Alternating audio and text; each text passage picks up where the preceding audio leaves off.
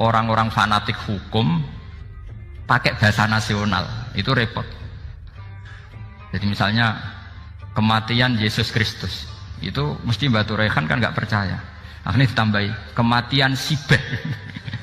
Karena kalau bilang iya kan percaya, makanya ditambahi apa? Sibeh. Karena menurut orang Islam berkeyakinan Nabi Isa itu nggak terbunuh, maka ditambahi apa? Sibeh. Berarti Rasulullah adalah Rasul yang sukses membuat sarana orang kembali ke Allah, mengakui kudrahnya Allah dengan sarana apa saja, melihat rumput, melihat hewan, dan hewan itu ya apa saja, dabah itu apa saja, hewan yang melata di bumi apa saja, semua bukti kudrahnya Allah. Bahkan Rasulullah sukses membiarkan umatnya nggak ditunggui beliau tetap iman, mergo ditunggui konsep sing super ngene kok Al-Qur'anul Karim. Jelas ya? Tapi caranya memahami ya seperti yang saya terangkan ini. Ya saya baca lagi ya, yang jadi annal mu'jizati, pakai jama' mu'annas salim, annal mu'jizati al-madiyata, mukjizat-mukjizat yang sudah kelewat itu kanat khisiatan, bersifat fisik, tusyahadu bil absor, hanya bisa dilihat dengan mata kepala. Karena qoti soleh wa asa Musa, wa mu'jizatul Qur'ani tusyahadu bil basirah. Sementara mukjizatnya Quran disaksikan dengan mata hati, dan setiap orang punya mata hati. Fayakunu man yattabi'uhu li ajliha aksar. Li anna alladhi yushahadu bi ainir ra'si yang qaridu bin qiradi musyahidihi. Walladhi yushahadu bi ainil aqli bakin yushahiduhu kullu man ja'a ba'dal awal mustamirron. Sesuatu yang dilihat dengan mata kepala, setelah para saksi ini meninggal, maka setelahnya mencari-cari, bisa percaya bisa enggak. Tapi mukjizat yang disaksikan mata hati, siapapun percaya dan sampai ila yaumil kiamat. Dan tentu Quran lebih unggul dalam hal ini. Dan insya Allah kita semua adalah ahli Quran. Yaitu harus punya kesimpulan falam mata bayyana lahu qala a'lamu annallaha ala kulli syai'in qadir. Sebagian ayat walita alamu annallaha ala kulli syai'in qadir wa annallaha qad ahata bi kulli syai'in ilma. Itu kenapa mukjizat Al-Qur'an dasar. Itu yang gampang-gampang ya, melihat nyamuk, unta, kerbau itu yang gampang. Anda tak naikkan kelas sedikit menjadi agak ilmiah. Misalnya begini, kamu ahli falak. Misalnya kamu ahli falak. Misalnya kayak Batu Rehan ya. Itu pasti tahu kalau matahari dan rembulan dibikin Allah itu asyamsu wal qamaru bihusban, bahwa matahari dan rembulan dibikin ini untuk hisab. Walladzi ja'ala syamsa diya'a wal qamara nura wa qaddarahu manazila li ta'lamu 'adadas sinina wal hisab. Sehingga ketika ternyata betul samsiah bisa dihitung menjadi tahun samsiah, yang oleh bahasa milenial disebut Masihiyah. Sayyidina Umar agak tersinggung. Sebetulnya yang namanya hisab itu tidak ada hubungannya dengan Masehi dan Hijriyah, itu tidak ada. Semua berdasar matahari atau apa? Rembulan. Lah sialnya yang samsiah ini oleh bahasa internasional disebut apa? Masehiyah. Makanya Sayyidina Umar marah terus bilang ya sudah kalau gitu Qamariyah bikin apa? Hijriyah. Jadi itu sebenarnya nama politik. Sebetulnya kalau objektif yang jadi ukuran ya samsiah sama Qamariyah. Berhubung ini sudah diambil tetangga partai sebelah, akhirnya ya kira-kira gitu loh. Jadi kira-kira seperti itu. Akhirnya kita namanya apa? Hijriyah, apa samsiah sama apa? Hijriyah. Sebetulnya yang asli ya samsiah, Qamariyah. Tapi nggak apa-apa lah. Dunia itu mesti ada politiknya. Lah yang repot orang-orang fanatik hukum pakai bahasa nasional, itu repot. Jadi misalnya kematian Yesus Kristus, itu mesti Batu Rehan kan nggak percaya. Akhirnya ditambahi kematian Sibeh. Karena kalau bilang iya kan percaya, makanya ditambahi apa? Sibeh. Karena menurut orang Islam berkeyakinan Nabi Isa itu nggak terbunuh, maka ditambahi apa? Sibeh. Saya dulu pernah usul, karena beliau itu kalau manggil bahasa itu bude, jadi saya pernah sowan usul. Mbak ditulis gini saja, Mbak. Kematian Yesus dalam kurung katanya. Tapi mungkin terlalu vulgar ya, jadi akhirnya dibikin apa? Sibeh ya? Di kalender Kudus kan apa? Sibeh ya, ditambahi sibeh. Ya nggak apa-apa lah, yang penting keyakinannya masih benar gitu. Jadi masih benar. Kalau usulan saya terlalu ekstrim, maka dikasih apa? Ya karena memang begitu kan, kita berkeyakinan Nabi Isa itu gak terbunuh. Wa ma qataluhu wa ma sholabuhu walakin syubbihalahu. Jadi ini saya teruskan, ini paling masih seperempat jam ini. Kalau kelamaan sampai dolim itu ganggu kiai lama-lama gitu.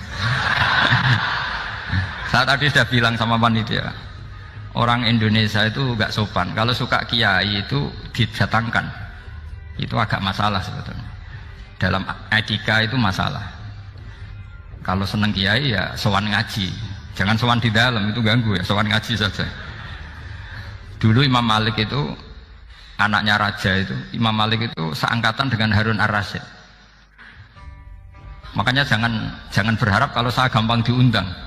Bukan karena saya sombong, memang etikanya seperti itu. Jadi Imam Malik diminta datang ke istana untuk ngajar anak-anaknya Harun apa? Ar-Rasyid. Masyhur Imam Malik tersinggung terus kata bang, al ilmu yu'ta la ya'ti. Ilmu itu disowani, bukan sowan. Akhirnya Harun Ar-Rasyid minta anak-anaknya datang ngaji ke Imam Malik. Itu anak presiden. Imam Malik berani, al ilmu yu'ta la ya'ti. Tapi kalian beruntung karena saya hormat sama mbah-mbah saya di sini. Wong makom buyut saya itu ya berarti apa ya? Selatannya makamnya Sayyid Ja'far Shadiq itu di situ kan ada makamnya Mbah Soleh, Mbah Maksum, itu mbah saya.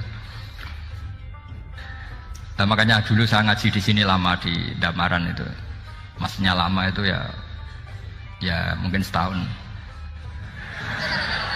Karena saya memang mulai kecil di sarang, sampai sekarang saya masih ngajar di sarang. Tapi dulu cukup ya, karena saya kesini sudah hafal Quran, jadi hanya setor setiap hari satu juz, jadi cepat lah. Saya tidak punya masalah ingatan, alhamdulillah, jadi cepat hafal. Saya terangkan lagi ya, ini penting ya, masalah mukjizatnya Quran. Selama ini orang tuh mau bilang tok, mukjizatnya Quran itu dahsyat, tapi nggak bisa menerangkan. Itu masalah. Makanya kita harus bisa menerangkan mukjizatnya Quran dahsyat itu apanya. Yaitu tadi, tongkatnya Nabi Musa hanya disaksikan oleh orang yang di era itu. Toh tujuannya mukjizat adalah diakui kemudian orang menjadi iman. Lalu Rasulullah SAW beliau sudah intaqala ila rafiqil a'la.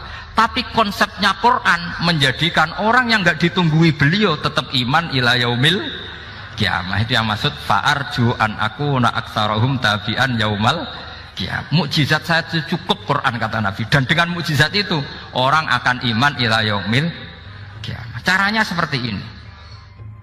Karena tadi sedasat-dasatnya mukjizat tujuan utama orang terdikte supaya ikror ngakui kudrohnya Allah.